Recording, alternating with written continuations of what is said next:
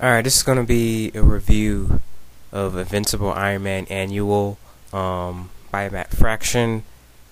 Finally got my hands on this. I couldn't get my hands on it. It was sold out, and I've been looking for it and checking back on my shops daily. And it was here today. They ordered more, and I said I picked it up and read it. Oh man. Right off the bat, this is probably one of my favorite comics I've read in a long time. I've heard reviews, and I didn't really want to hear spoilers, so I would, turn the videos off and stuff like that. So there will be spoilers here if you haven't read it yet. Spoilers. It's been out for a while though, so.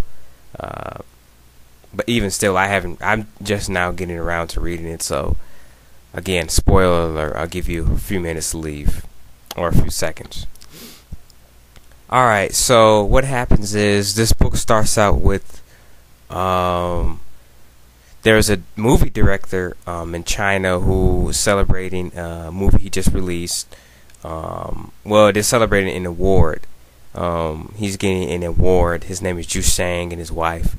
He gets an award, and as the award ends, the Madarine comes in and he wants to make a film about his life.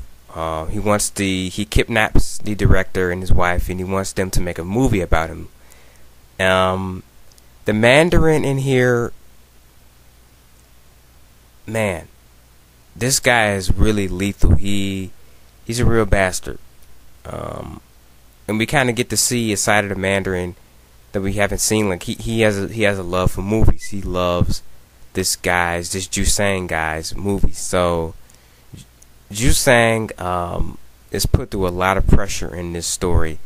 This is a pretty long read. It's about 60 to 70 pages long. It's longer than a normal comic is.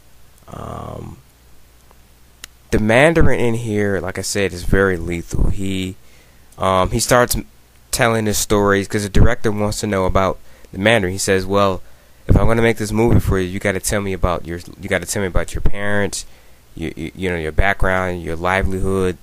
You got to tell me about everything." So the Mandarin tells him, but as we see in the comic, what the Mandarin is telling the director is partially true and partially a lie. He tells him the truth sometimes, and sometimes it's a lie. Most of the times, it's a lie. So the director, incorporates that into the movie. And the Mandarin, whenever he gets some actors for the part, he doesn't like them. He's like, cut. He's always saying cut, or this is terrible acting and stuff like that. And he just goes into a rampage, even killing some of the people. There's one scene where the Mandarin gets really pissed off, where he wants to film himself killing Tony Stark. So he hires this guy. It's funny because you get to see all these pictures of the actors he wants to hire to play Tony Stark. And we get to see this guy who looks exactly like Tony Stark, but Mandarin picks the guy who looks nothing like Tony Stark. And he picks him, and the guy who's playing the Mandarin, he doesn't like him, so the Mandarin's like, cut, and he's like, I'll play the part myself. And what he does is, the actors and the stage actors and whatnot, he actually kills the people on the movie, and he's pretty much just like, no, put this in the movie. I want this in here. And he kills these guys. Yeah. And we get to see the director has to put up with that. He has no other choice. It's either do what he says or be killed. And the director finally asks, the Mandarin does something with the director's wife, and the director's like, "Where's my wife?" And the Mandarin's like, "Oh, you finally had the balls to ask me." He's like, "Next time you might want to ask me sooner because, you never know what's going on with your wife. So, try to keep up to date with what's going on with your wife." And the director's like, he looks at the Mandarin leaves the room. This guy has so many get-ups in this. It's pretty funny. Like there's this one get-up he's in. He's like in this purplish, like gourmet type of thing, this Chinese gourmet type of thing, and his hair is just such a weird design that I just had to laugh. Like, oh man, this looks funny to me. I gotta say, whoever I like the way the Mandarin looks. Somehow he reminds me of Jafar. Jafar. He reminds me of Jafar from the Disney movies. He really does, but much more sinister and darker. And we get to see more about the 10 rings that he has, in Mandarin rings, and he explains them. Matt Fraction explains them throughout the comic. And it's very interesting to see what each one can do. If you're not familiar with the Mandarin, you're gonna get a lot out of this book, because you're gonna get to see what makes this character tick, what type of villain he is, and you're gonna really hate this guy, and that's a good thing. In Matt Fraction setting up a really good villain that he's been explored before, but not like this. And throughout the comic, the director is really pushed to the point where he's like, you know what? He starts asking around what really happened with the Mandarin. And they start telling him the truth. And he's like, you know what? I'm going to put this in a movie, even if it has to cost us our lives. He's like, I'm going to put this in a movie, and the audience is going to see what the Mandarin really is. So we get to the end, towards the end, where the movie is pretty much done. It's cut, edited, and they're about to premiere it. And the Mandarin's like, where's Ju Sang? He should be here watching his film.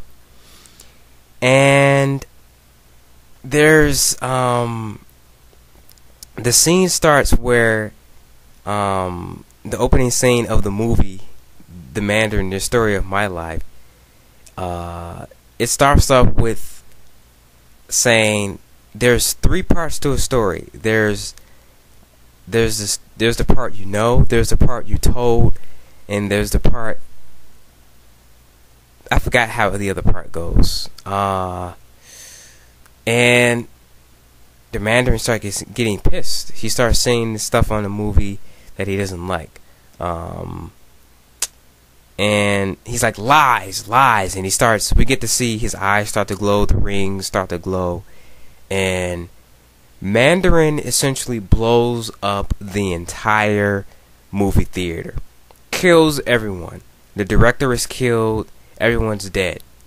And he's like, such a tragic ending. I really did love your films. He says, I'm gonna rebuild the theater in your honor, in your name, Ju Shang. Kind of seeing a little bit of remorse for Mandarin. He's kind of a villain that he has feelings, but he lets his anger get in the way of his thought process. This guy, he will let his anger get the best of him. He's a bastard. And I can't wait to see what Matt Fraction is going to do with Mandarin in the story of when he puts him back in the Invincible Iron Man. This is a must read. This is really good. There's a lot of people involved. Matt Fraction, Matt Wilson, Jenny Tayavsky, who he did a variant cover, who is the creator of Samurai Jack. He's the creator of Dexter's Laboratory, Powerpuff Girls, stuff like that. So this is probably, like I said, one of my favorite comics I've read in a long time. If you really want to get to know about the Mandarin, please pick this up. It is very, very good. Matt Fraction showing his love for movies and film in here, and you're just really going to get a really good read. Pick this up. Definitely a must read. I am out.